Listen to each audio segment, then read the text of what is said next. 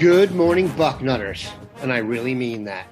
It is Thursday, September 2nd, 2021. I am Dan Rubin. This is the Bucknuts Morning 5 and Change.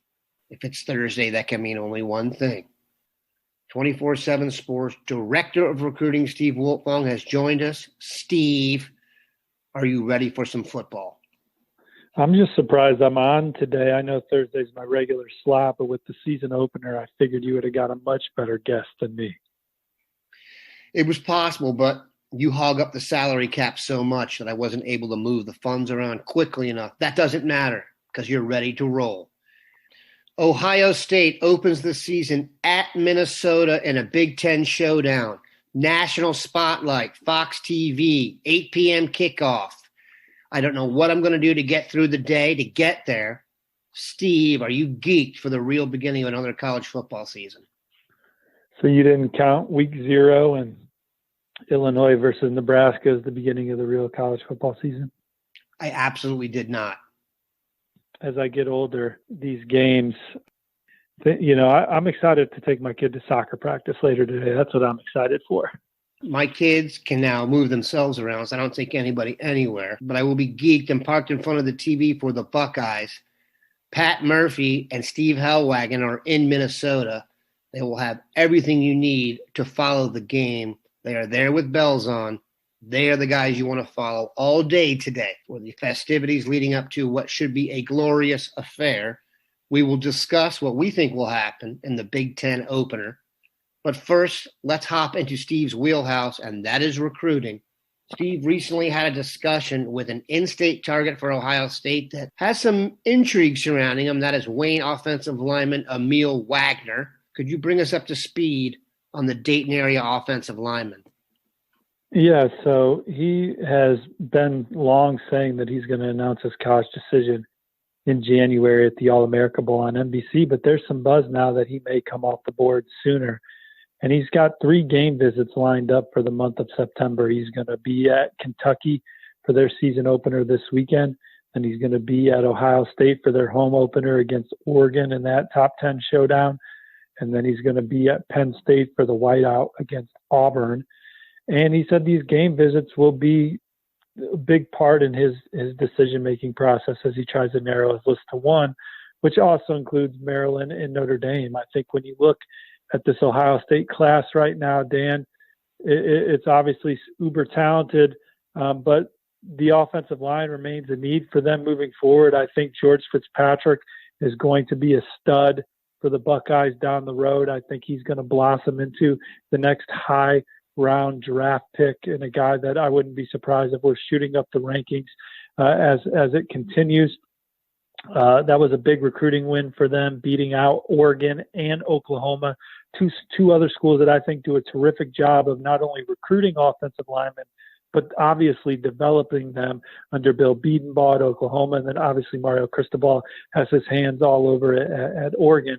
George Fitzpatrick and Tigra Tshabola out of Lakota West is a nice start, but Ohio State, they want a couple more in this class. And Emil Wagner is a guy that they didn't offer right away because they wanted to see how his body was maturing, but liked what they saw and extended him an offer and brought him in on an official visit. So I think that, these visits, it'll be telling how these visits go.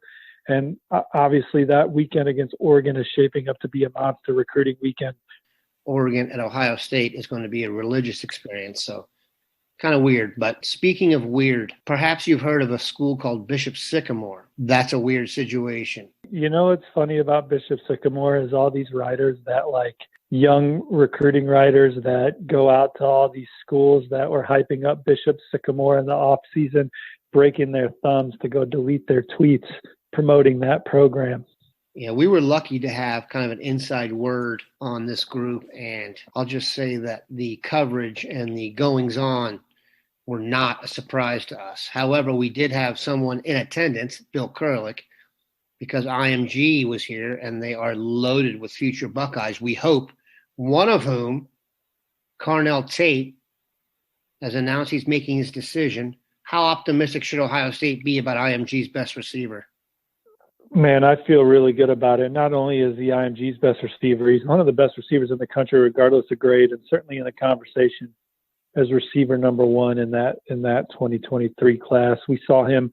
I was down at IMG's first spring practice, and he was terrific in that setting, going up against some of the best defensive backs in the country. He was the only one on IMG's offense that day who could separate and make a play. His hands are off the charts. His ball skills are elite. He's super smooth, and he's uber confident. He's from the Chicagoland area. He's visited Ohio State a few times, and I think the Buckeyes are the team to beat going into his decision. I think as that decision draws nearer, my crystal ball confidence will go up. But right now, I feel good about my pick for Ohio State for Carnell Tate. IMG will be back in Ohio this weekend, this time to face LaSalle, and I can assure you, LaSalle actually does exist. They do, and they can run the ball. They got some, they're a hard-nosed football team, as all of y'all know. They are one of the best programs in the state of Ohio, and as ESPN billed that game last week as IMG versus the state of Ohio, this one will actually be a ball game where they get a taste of some true Ohio football. Let's finish with this. When it comes to recruiting, it is pretty clear that Jaden Davis has stolen the spotlight among young quarterbacks. He has set up his visits for the fall. When is he coming to Ohio State? And maybe a quick update on a guy that it does seem the major programs, and by that I mean you know who, is going after him. Yeah, he's locked in some September visits. This weekend he'll be at the neutral site game between Clemson and Georgia. Georgia was first to offer him in 8th grade after having him in camp. He's from the Peach State, Duluth, I believe. And then, he's playing in South Carolina now with Clemson being the home state. Clemson has not offered yet because that's their protocol.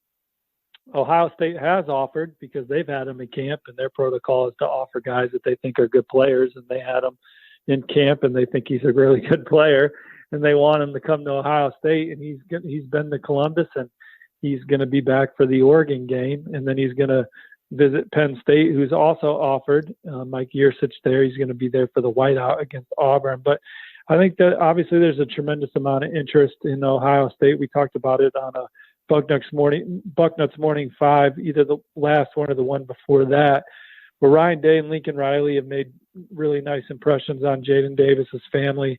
Certainly he likes Georgia a ton. Alabama's in the middle of that one too. They offered after having him in camp too, the day after he got offered by Georgia, and he's off to a fantastic start as a sophomore. He's thrown for over 600 yards in 2 games and 9 touchdowns. I think he's got 9 touchdown passes right now. And he got hurt as a freshman, but came back and led his team deep in the state playoffs as well. So gritty, tough kid that can make all the throws, extremely mature young man. And he will be back at Ohio State for the showdown with the Ducks. And he also likes Oregon too. So he's going to get a chance in the first 2 weeks to see 4 schools that have really caught his attention. I imagine Jaden Davis will be an interested viewer tonight as he sees Ohio State put out there a freshman, albeit a redshirt freshman, but a quarterback early to see how he fares. We'll take a quick break, come back, and take a look at Minnie. Yep, we are back, and it is official. Ohio State is playing football tonight at Minnesota against the Fighting PJ Flex. We're going to take a look at that game. Ohio State has the first share of the national spotlight to itself tonight. Of the guys on Minnesota, when you were covering them doing recruiting, who was your favorite? Well, I love this receiver, Dalen Wright, who transferred from Texas A&M back in high school. He was a grown man back then, one of the more physically impressive pass catchers that I've seen on the prep level, and the early returns are that he's been kind of freakish up there at Minnesota too. Now he needs to develop some consistency to his game, but there's no question he can be a downfield, deep play, win a jump or deep ball, win those one-on-one ball type threats. And with Chris Ottman-Bell's status for this game kind of up in the air with the injury that he had as one of the Big Ten's best returners at the position, maybe Dalen Wright or Daniel Jackson, who is a 24/7 Sports composite 4-star recruit out of Kansas. He had over 1,500 yards receiving and 27 touchdowns as a senior for powerhouse Bishop Miege out there. Minnesota's receiver room is pretty good and pretty talented. Minnesota's running back, Mohammed Ibrahim, who hails from Good Counsel High, the powerhouse in the DMV.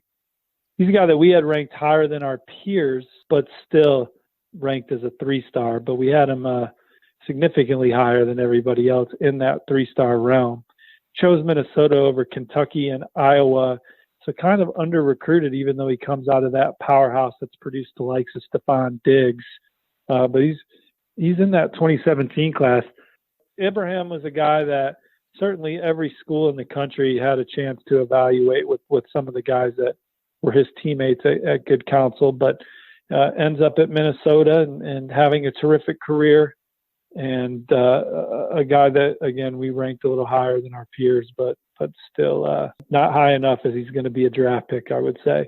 Daniel Faalele, I don't know if I've seen him, and DeJuan Jones are the two biggest recruits I've ever seen in my life. You mean so, big as in height, weight? Just massive humans. So they'll both be starting at right tackle in this game. So that's an interesting Wiltfong nugget there.